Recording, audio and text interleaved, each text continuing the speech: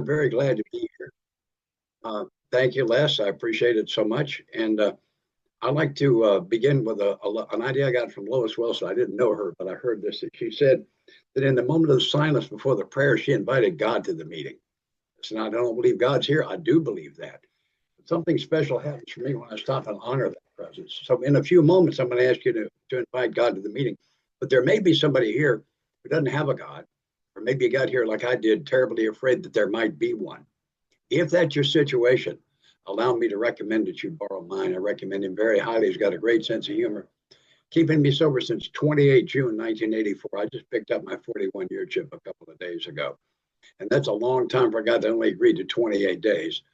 So something's working. So if you don't have a God, borrow mine. You can address him as God of Scots, limited understanding, get you off on the right foot. And I'll just meet you back here. Let's take a moment and literally invite God to the meeting. I'll meet you back here.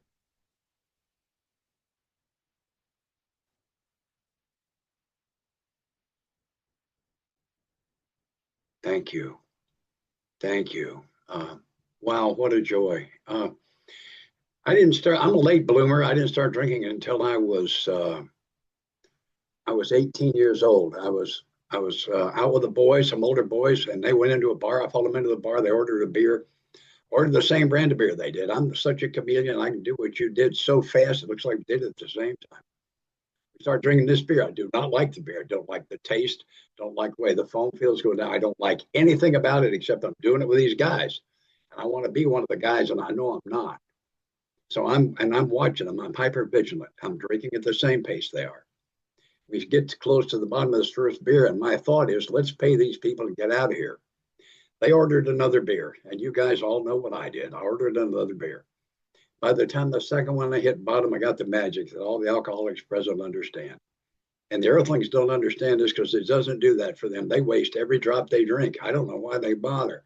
Why do they spend the money? It makes no sense to me at all. But I can see a lot of you, so I'd have a show of hands. When I started drinking, I got taller. Who got taller when they drank? Put up your hand if you got taller. How about better looking? Yeah, did the pimples jump right off? Mine did. I was so handsome. How about this? Expert on many subjects. We have experts. How about this? Expert on subjects I never heard of and can't spell. Yeah, we got experts now. Fantastic dancer, right? I'm up twice on the dancer thing. And gentlemen, now I can talk to the girls, right? Wow. And ladies, you can stand to listen to that garbage. I mean, this is the magic juice. I've been looking for this all my life. I got that for 2 beers. I would have paid a high price and did for that much. And I hadn't got to the big one yet. The big one was for the first time in my life, something deep inside me released and I could breathe. Something inside happened to me. And somewhere in the middle of that second beer, happened. And it was okay to be Scott. It never had been. Became convinced as a small boy I wasn't good enough. There are things wrong with me that can't be fixed. Became an actor as a small boy. My actor is I'm going to pretend to be the guy I think you want me to be. And that means I'm a different guy to everybody. And I've got hundreds of personalities I haven't even used yet. I mean, I can appear to fit in absolutely anywhere. I'm such a chameleon. By the time I came to you, I've been acting so long, I did not know who stood behind the last mask. Because in my drinking days, if I'm awake, I'm on red alert, trying to hold up the right mask to keep you from seeing the real me.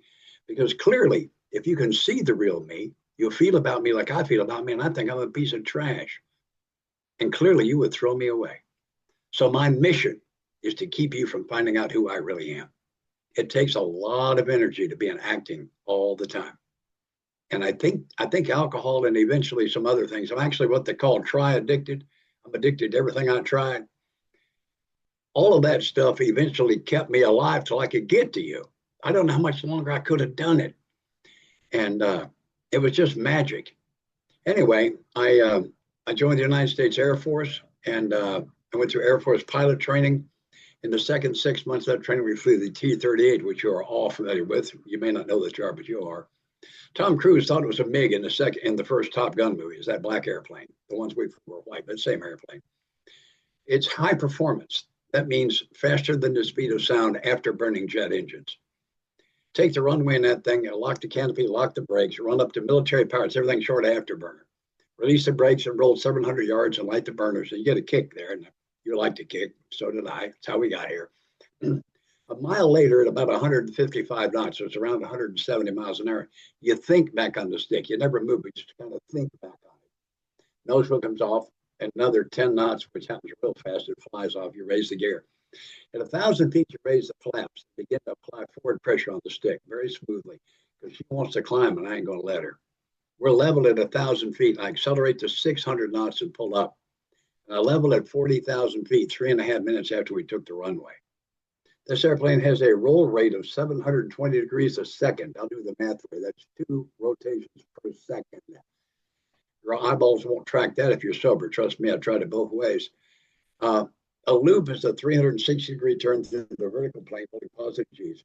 At 10,000 feet, I enter the loop at 550 miles an hour, pull up at 5 G's. I'll tell you what that means. You're pulling 1 G right now, it's a force of gravity. At 1 G, a 200-pound man weighs 200 pounds. At 5 G's, a 200-pound man weighs 1,000 pounds. That's exactly what that means. Everything on you is now times 5. That includes your upper eyelids, by the way. 10,000 feet, 550 miles an hour, 5 G's, wings level inverted at 20,000 feet. Took 2 miles vertically to pull her over on her back. It was 10,000 feet down the backside, total elapsed time under 25 seconds. I tell you all that for 2 reasons. The first one, of course, is to impress you. Anybody? Yeah, I'm up on that. I thought it was very impressive. We ought to get one of those, Chris, don't you think? And the other is to help you see my alcoholism and maybe yours. So we finished about 5:30 in the afternoon, and I had the officers club.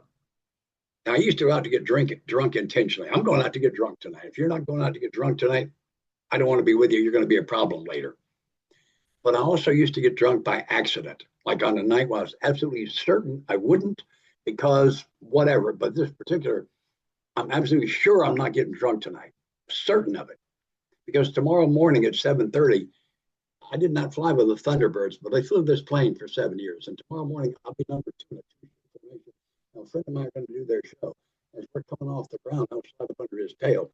And we're going to be doing this at 700 miles an hour, pulling as many as 7.5 G's. Nobody with a brain to get drunk the night before going to fly number 2 in formation. Acrobatics at that kind of speed. You'd have to be insane to get drunk the night before doing that. So I'm obviously and clearly and definitely not going to get drunk tonight. But I do want to stop by the club and have 1, no more than 2. I should be home by 6:30, no later than 7. You recognize that's plan A, Amy. I hope you recognize that, plan A. Everybody else is nodding and grinning. That's plan A. And plan A is a very good plan. The problem with plan A is that by the time I get halfway down the second drink of what it could be anything about it, but halfway down the second one, I think I changed my mind. Now, that's not what happened. What happened was I got this craving Dr. Silkworth talks about. You got a craving being satisfied, you don't even know you have it. We've all got a terrible craving right now we're not aware of. If somebody comes up behind you with a bag, he puts it over your head, you'll find out in a big hurry. You got a craving to breathe air. Well, it's being satisfied. You don't even know you have it. I don't know I have a craving. I just think I should. Bartender, yeah, I know. I said I was going home. I'll watch 1 more quarter of the ball game, set them up again. I'll tell you what, Bill, Amy, rack them up again with you. Just a couple more games. 3 more over here, bartender. Right? Plan B is a few more. Somewhere in plan B, I go to plan C, and I'm not aware I've gone to plan T until, why are they blinking the lights? And I leave the officers club at exactly 1 o'clock in the morning because they close. Drive home drunk with a hand over one eye. Who drove with a hand over one eye? Can I see the one-eyed drivers? Got a few one-eyed drivers here, yeah. And walk in, my first wife rips into me. There's quite a bit of information in that sentence. And head into the bathroom for my after drinking chores. Now the questions are going to get harder, so pay attention. Who threw up at least once? Pukers, come on, put them up. Amy, put them up. All right. Who puked out your nose at least once? All right, nose pukers. All right, these are my people. All right, who quit forever? Now, if you puked out your nose, you quit forever. I know it didn't stick, you wouldn't be here. Who quit forever? Who swore to yourself, never again? Okay. Who swore to somebody else, never again? Who promised somebody else, never again? Now, I'm down south. I get about half the house on this down here. I don't know what I'll get here. Who swore to somebody, 1 hand on the Bible, never again? Got any of them? Amy, darling, you need to stay with us, sweetie. Okay. Who peed in the closet? Who peed in the closet? Did you, Chris? I'm real embarrassed for you. I never did that. And I don't believe I'd have told that in public myself. Uh, there's big difference between sharing a meeting and a fifth step. You might want to talk to your sponsor about the kind of things that you're putting out here in public. Now, I will admit that my first wife is still angry about that antique coffee table that used to be in the living room. There was no way to lie out of that one. Sometimes at a treatment center, I like to stop at this point and ask for a show of hands. Because New Year's Day, my gang, we take a meeting at a treatment center or a jail, and we do our unusual places panel.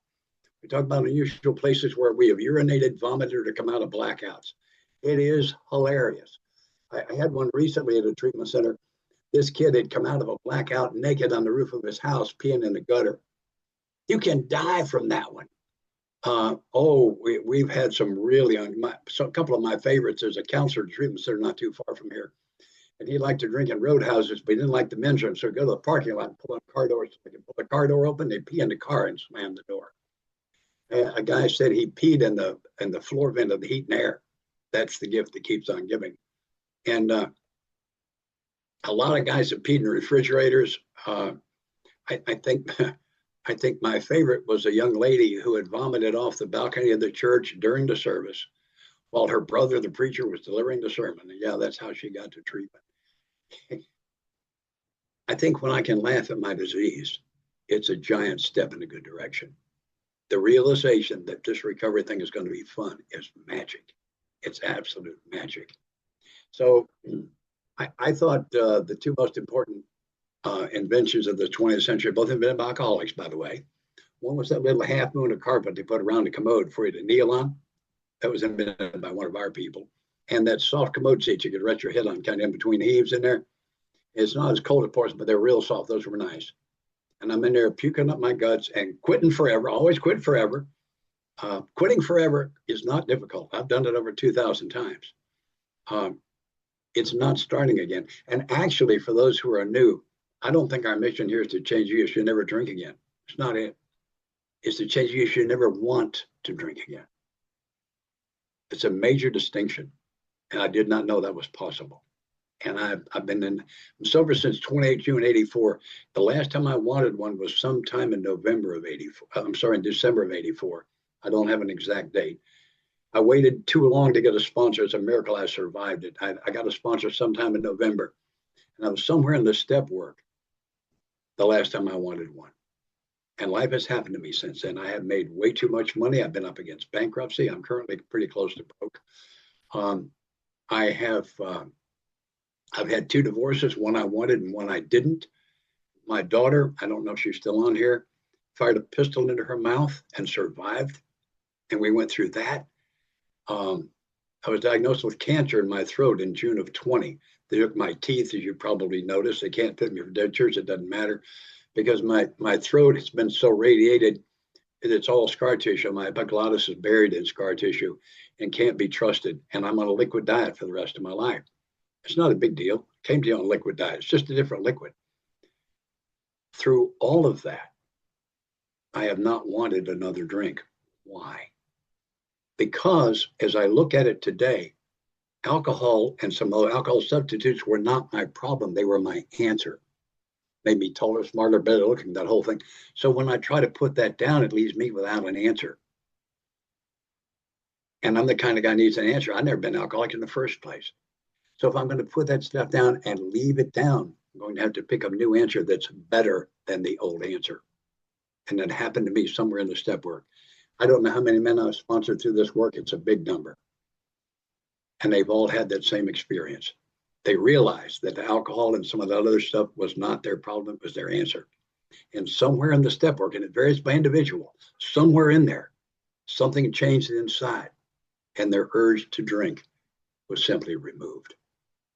I'm just simply disinterested in alcohol. It simply doesn't call my name anymore because my new answer is so much better than the old one that the old one just doesn't call my name. Meetings are important. The magic was in the step work. And it was most especially the three steps I was terrified of, the ones that were clearly designed to punish me, 4, 5, and 9. Clearly, obviously, definitely designed to punish me. And I was wrong about that. You probably are too. Those 3 steps I got more growth from than the rest of it combined. that was where the magic happened for me. It never ceases to amaze me how many things I was just plain simply wrong about. So let me go back to my scene. We're in the bathroom. It's around 3 o'clock in the morning. I'm kneeling on the prayer rug. That's what I've always called it. And I would pray we've been collecting pre-AA prayers, and I'll share a couple of them with you, and then we'll do the big one together. God, please help me pass this test I didn't study for. Please don't let her be pregnant. The ladies tell me that one can be prayed in the first person, a very popular pre-AA prayer. Please don't let those flashing red and blue lights be for me. There's another very popular pre-AA prayer. But the main one, and we're going to do it together. I'm going to do the first line. You do the second. Trust yourself. You know the prayer. All right. It's 3 o'clock in the morning. I'm kneeling on the prayer rug, and there's nothing coming out but noise and an occasional tear. Remember that part right toward the end? And here comes the prayer. I'll do the first line. You do the second. Here we go. God, get me out of this, and I'll never do it again. Did you know it, Amy? Okay. I'm going to tell you a secret. The earthlings don't know the prayer. Got a one question test for you. If you knew the prayer, stick around. These are your people. And now I had teeth, and I brushed my teeth to go to bed. I get up at 6. I'm not even hungover yet. I'm in that wonderland, that magic wonderland between drunk and hungover. Remember that one? And there I am at 7:30 crawling into that airplane I was telling you about. Yeah. And we're going to take off, and we're going to be flying very close to the speed of sound. And I'm dying. I'm absolutely dying. I've got this, I call it the 4-7 hangar. I've got a picture of that airplane. I wish you could see that. And I've got the butcher knife went in right here. I got the headache in the exact same place every time. The eyelids are made out of sandpaper. The throat and nasal passages are raw from puking all that acid. Got a tremor in my hands. I selected 100% on the oxygen reliever. It will not cure a hangover. Trust me, I tried it hundreds of times. It will not cure a hangover. I'm also tied on the leader flying the mission. What I just described for you is willpower. Many of us have tremendous willpower. It is no defense against this disease. I fly that hour-and-a-half mission. I fly it well.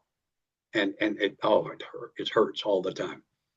I spend most of the day drinking whole milk and eating saltines. I don't know why, saltines.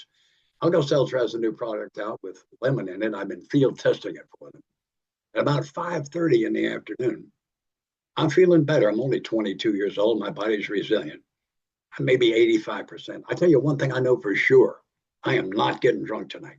Tomorrow morning, I'm going to be number 4. It'll be 1, 2, 3, 4. It'll be 4 of us doing that tomorrow morning. At 700 miles an hour. Nobody with a brain to get drunk the night before going to fly number 4. But I do want to socialize with other pilots of my squad. I think I'll drive by the club. Can you tell the rest of the story? I bet you can. Over and over and over again.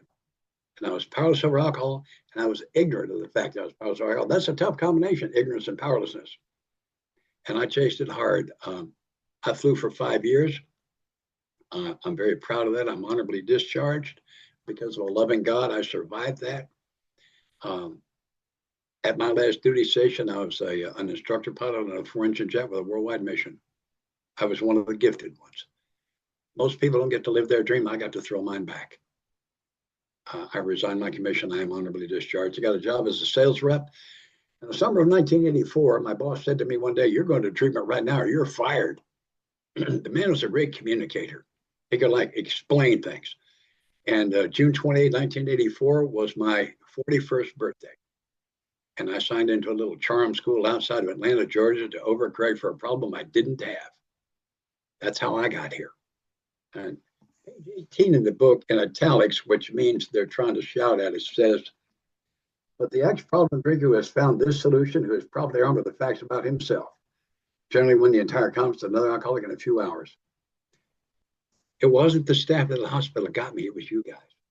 It was sitting in the day room listening to you tell the truth about how you drank. Let me see the truth about how I drank. Because I believe my own lies. I've only got 2 brain cells left. One of them creates BS. The other one buys it. And I've been buying my own BS for a long, long time. And my disease had no defense against your truth about your disease. That's how you got me. And I had one of the big white light experiences while I was in treatment. I don't have time to tell it.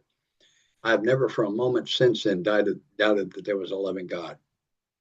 And it was a leg up. If you've not had one of those, don't feel like you've been robbed. I think the reason I got one, you didn't get one, is because you weren't sick enough to need one. Because I wasn't going to make it without something like that. This is Bill's story, page 12. But soon the sense of his presence had been blotted out by worldly clamors, mostly those within myself. I do not believe that event alone would have put this 41-year chip in my pocket. Every year I tell the story to quite a few of our people, and every year people come up to me and say, I had one of those white light experiences like yours, and I drank again after it. It was just a cornerstone. It was just a cornerstone. Don't feel like you've been robbed. You haven't. I zipped through a 28-day treatment program in 6 weeks flat because I've always picked things up quickly. And I came back to Nashville, Tennessee, my hometown, where the only person I knew in the city was in recovery was one of my customers, and I didn't want him to know. If you don't recognize that, that's newcomer thinking, terminal case. I'm going to die from what's going on in here real soon if I don't get some help with it. And anyway, I set out to follow their aftercare plan. 90 meetings in 90 days, went to 87. 2 of them I can't remember. One night I'm about to leave for the meeting and my son fell and injured himself. Put him in the car and went to the emergency room. And that was the right thing. I'll tell you right now it was. I thought if you missed, you just missed. Because I can't figure out all by myself that you might be able to go to 2 meetings in one day. But I have this minor case of terminal newcomer thinking. It's going to kill me real soon. And I'm going to give you the 2 best kept secrets in AA. This being recorded, I'm going to do it anyway. All right. Here's the first one. Directions on how to do a 4-step have been very clever conceived in the pages of the big book. One of the best kept secrets. It was so well kept that this treatment center didn't know that. And they had one of these fill in the blank multiple choice alleged 4 steps. Oh, they stay with me, old playmates and playgrounds. My favorite bar in Nashville is on 8th Avenue, and I had a 2-year chip in my pocket the next time my car was on 8th Avenue. I refused to turn onto the street anywhere for over 2 years. And I ain't kidding you. I was that serious about this thing. I went to a tremendous number of meetings. And I completed this alleged 4-step. I called back down to the treatment center. Bernie was a counselor down there. I have a big white light experience. I see that 5th-step confession coming. I'm going to have to tell somebody the truth. And I asked Bernie, this counselor, if he would hear my 5th step, and he agreed to it when I finished the first 4. The reason I chose him is I could look at him and tell he was ripped out of his mind. You know what it looks like when somebody's stoned. His face is real relaxed. He got this dumb grin when he walks, he just sort of shuffles along. You know what it looks like. I knew. Thought this junkie's perfect. I'll do my 5th step with him. 6 weeks later, he won't know if we did it, but that's what I said. Perfect choice. So I completed their alleged 4-step. And I drove down. I did my 5th step with Bernie, which is where I began to get relief. That's what the steps give me. They didn't look like it, but that's what they gave me. If I'd been doing the actual steps, that'd be the ones out of the big book. But an actual sponsor, one who's already done them out of the big book, I would have gotten relief before then. As an aside, by the way, Bernie was not actually stoned. Bernie was sober over 20 years. That was serenity. I didn't know what it looked like. Because I have this minor case of terminal newcomer thing. He's going to kill me really soon. And eventually I spot this guy in this meeting. And I realize when he talks, the voice is shut up. He makes perfect sense. He's got 5 years. See, I was so insane, I was looking for a sponsor I could relate to, which is maybe the dumbest thing I've ever done. I'm a newcomer. I can't figure you go to 2 meetings a day. Who can I relate to? Good Lord, no, I don't need a sponsor I can relate to. I need one whose suggestions I will follow. Why would I do that? I want to look like he looks. I want to sound like he sounds. I want my life to work like it looks like his life is working. Anyway, this guy said, Jerry, would you sponsor me? He said, well, we'll see. Here's your first assignment. Assignment? I thought a sponsor like a new best friend. Going to introduce me around, maybe show me some of the better meetings, loan me some money, fix my wife. Oh, we don't have time till dawn to cover all the things I was wrong about. No, here's your first. I don't have time to tell it. Catch one of my other talks. I tell it occasionally. Took me a week. I came back and said, Jerry, I did the assignment. Sponsor me. And he said, I'll sponsor you my way. I said, what does that mean exactly? He said, you are too sick to stay sober on the fellowship of AA. You will need the program also. I got no idea what he's talking about. And he gave me the #1 best kept secret in all of AA. It's the definition of the program. Now, the way we keep it secret, we read it at most of the meetings. It's on page 59 right before step one, where it says, here are the steps we took, which are suggested as a program of recovery. The steps are clearly not part of the program. They are the program. No steps, no program. He said, if sitting around with a bunch of alcoholics talking about problems going to get people sober, the guys on the Woodland Street Bridge would be sober right now. That's not where the magic is. Meetings are important, but the magic is in the step work. Well, I had looked ahead at some of those steps, and he said, you will work the 12 steps the way I laid them out at the pace I set, or I will drop you like a bad habit, because I don't work with losers. And he scared me so bad that the truth jumped out at me. I don't know about you, but I save this truth for emergencies. I don't spread it around real thick. But it kind of got out of me. I said, Jerry, I don't want to do the 12 steps. He said, that's okay. I said, oh, good. He said, as long as you do them. Jerry, I don't think we're communicating. He said, yeah, I've been hearing the word willingness. I said, yeah. He said, well, okay. Willingness, bottom, and surrender all have the exact same definition. It's when someone who's qualified, like me, your sponsor, asks you to do something you don't like, that you don't think will help, that you don't think matters. If you don't want to do it, you do it anyway. Is that do it anyway? It defines bottom, willingness, and surrender. And I need to do it, willing to do it anyway today with 41 years, as much as I did it when I had 41 days. I must continue to have that peace. It's where the magic is. When I pick up my chip, they say, how did you do it? I tell them the truth. Somebody else's way. Mine didn't work. That's why I'm here. So I didn't like how this was going. So I said, why? I see some of the old timers grinning because they know the hammer's coming. Jerry said, I don't answer why questions to the men I sponsor. And the reason is, why is a management question? First step says you're not in management. All the questions begin with why, therefore have the same answer. Answer is, you don't need to know. I hated that when he said it. Today I embrace it. It's one of my cornerstones. I thought it was not knowing that made me crazy. Incorrect. It was needing to know that made me crazy.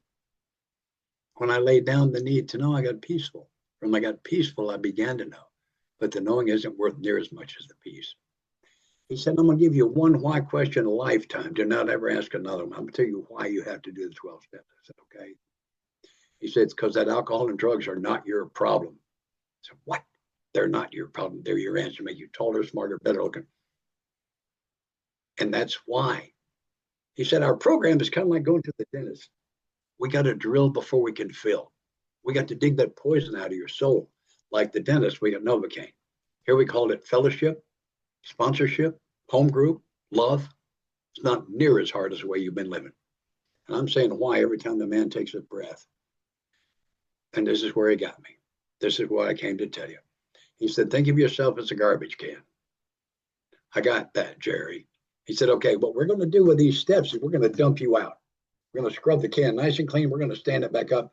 We're going through your life, and most of it's garbage, and we're going to toss it, but portions are good. For example, do you love your kids? I said, a lot. He said, wonderful. We'll keep that. We finish these steps, you're going to be a big, empty, clean can with just a little good stuff in the bottom. He said, one of these days, something very heavy, you're going to slam into your life. You're going to into your heart. And on that day, you're going to have a little good stuff in the bottom. But on that day, if you don't have that big, empty, clean space to store that pain in, or we love you back to spiritual health, you will escape. And the only escape you know are killing you and tearing the hearts out of the people that love you. And I ran out of why. And I allowed that man to coach me through the 12 steps. And I got what I think is the most powerful promise in the book. It's first line of page 60. It says 12. Having had a spiritual awakening as the result of these steps. Here it read a result, not what it says.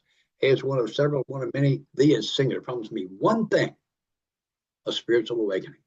But in my experience, spiritually awakened alcoholics do not drink beverage alcohol, and they don't ever get thirsty. And that's where the magic is. And thank God he did that.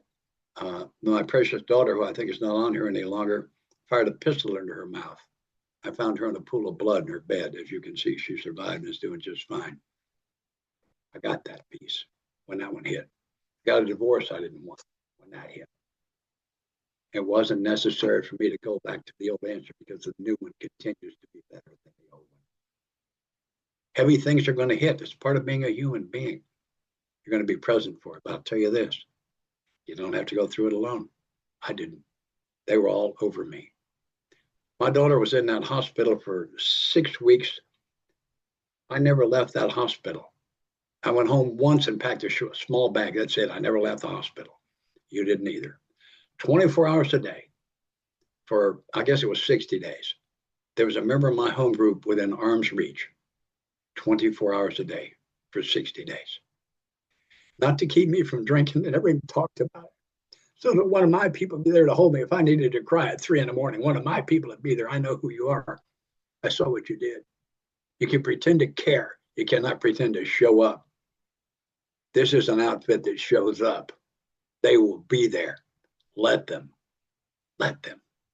They love me through that. Absolutely astonishing. Absolutely astonishing.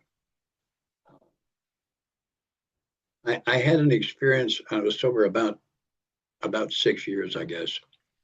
And my first wife was screaming at me one more time. And what happened was, when I was drinking, she controlled me with my guilt, and I was guilty. Well, I went through these 12 steps. I got my innocence back, and she couldn't control me anymore. It's very hard for her. And she's screaming at me one more time, and I had this moment of clarity. What I realized was, I'm about 6 feet tall, weigh around 210. She's about 5'5" and maybe 100 even. And just before punching her in the face, it's not going to be a tap. I'm going to put her lights out. When she goes down, I'm going with her. She's on the way to the hospital. I'm on the way to the jail. This is a bad plan. Worked it out all by myself. It's a good thing wasn't anybody else there. I did an about face while she was still screaming and walked out the door, got in the car, and drove away. And 48 hours later, I moved into a little apartment. It was imminent. And I didn't know what to do. I did not believe in divorce at that time. I also knew if I lived with her, she was going to do it hard enough one day, and I was going to take her apart. And I went to Old Town. I said, what should I do? They said, turn it over. And I said, how? And no one could answer. I went to the source. Believe what you like. I believe this came from the source. The first piece I got was, what is it I turn over? The answer is the result. I turn over how it turns out. How do I do that? One, I stand today where he is. There's one who has all power, the one who's God me. I find him now. I need to be right here, right now. And second, I operate within his principles and quit worrying about my motives. Page 60 in the book says very clearly, I can't trust my motive. Principle always trumps motive. The 12 traditions are a set of principles designed to protect AA from my very best motives. So I stand today, I'm operating within his principles. But the other thing I get that I want to share with you was a gift of 3 prayers. And here they are. Prayer number 1, God, if it's your will for us to be together, please put us together. Number 2, if it's your will for us to be apart, please put us apart. Those are the easy ones. Here's the big one. God, if it's your will for me not to know today, please leave me not knowing. That's the big one. That's the big one. If he doesn't want me to know today, I don't want to know. I don't want to know. There was such an astonishing freedom in that. Such an amazing freedom. And I was able to pray that prayer and mean it. When I can pray that prayer and mean it, I get my sponsor's definition of serenity. He said, serenity is not freedom from the storm. Serenity is peace in the middle of the storm. The only way to have that is to give up my need to manage the storm. The only way to do that is to know the manager of all storms. What this whole thing is about. That's what it's about. There's another freedom I'd like to talk about. I have my own permission to make mistakes. I was sitting by a stream and I was looking at this cloud and I thought, every drop of rain in that cloud's following God's will perfectly, and so is that tree, so is the bird, so the minnows in the stream. Why can't I? If they can follow God's will, why can't I? I got my answer, and the answer is I am.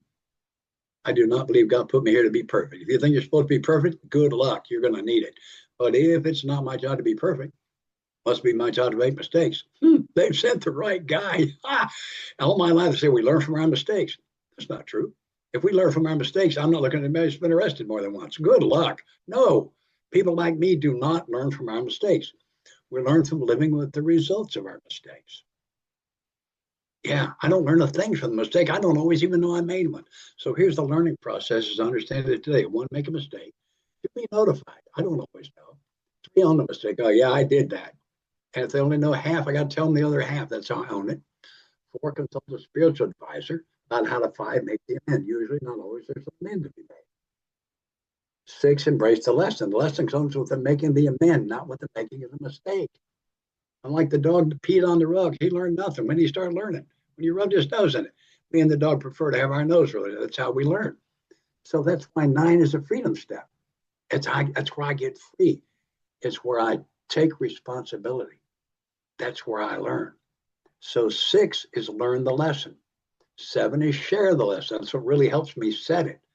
8, when I share the lesson, I have to tell you I made the mistake. If I just share the lesson, I'm preaching and nobody wants to hear it. When I stand as a sinner beside a sinner, he can hear me. 9, make the next mistake. I don't know what God's plan is. I know what his will is. It's for me to screw up. It's why I'm here. It's why I was put in this skin. So I can make these. A mistake is just an invitation to a lesson. If I'd already learned the lesson, I would not have made a mistake. And I don't have the power to make a mistake so ugly that this loving, laughing God who created smallmouth bass, vanilla ice cream, and sex, good job, thank you, that guy can turn any terrible thing I do into a miracle. I regularly watch him using the worst things I've ever done is to help other people. That's a powerful God. Don't doubt the power here. Don't doubt the power here. So I have my own permission to make mistakes. That's a tremendous freedom. It's only half the freedom. The other half is you guys have my permission to make mistakes.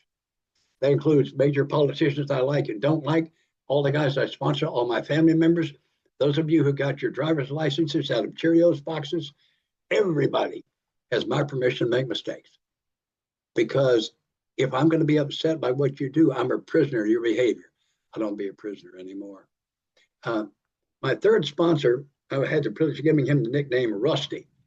At the end of his drinking, he was drinking mouthwash mixed with Kool-Aid, and he wet his pants so many times his zipper rusted shut. And I nicknamed him Rusty in honor of the zipper. He loved his nickname. I bring you 2 pieces of wisdom from Rusty. The first one is, I'm not responsible for what I think. I'm responsible for how long I think it. Can't keep garbage or showing up here. When it gets dirty up here, I can sweep. That is my responsibility. The other one that he said, in the history of this planet, no human has ever been put in an insane asylum for being insane. Never, not once. They put us in there for acting insane. Nobody's ever been let out for being sane, let us out for acting sane. So on those days when you're crazy, if you don't act on it, they won't know. Don't tell them they're not ready. Pick up the phone, tell one of us we're ready, and we are not all crazy on the same day. That might be the best piece of advice I ever got. We invited God. I think he came. If you invited your God, you were touched in this time together, do it again. If you borrowed mine, borrow him again. He's doing some pretty good work. Yeah, I mean, you got to admit he's doing good work. Keep a guy like me sober. Are you kidding? I would tell you also that I tied this bow tie. This is not a clip-on. And I usually match my socks to it, but this is too many colors. I just couldn't figure out which ones to wear today. So I wore sandals. I love you with all my heart. Leslie, thanks again for allowing me to come. Thank you, God, of my very limited understanding. This has been fun for me. I hope it has been for you. I'm out of time.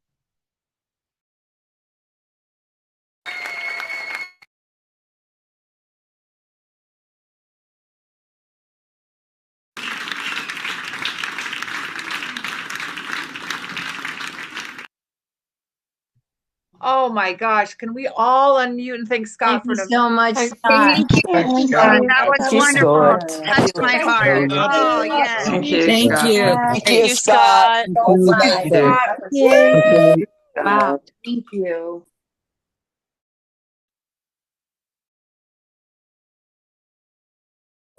Oh, there. Scott, thank you so much. That was so amazing and so many nuggets and just so wonderful, right from your heart to our hearts.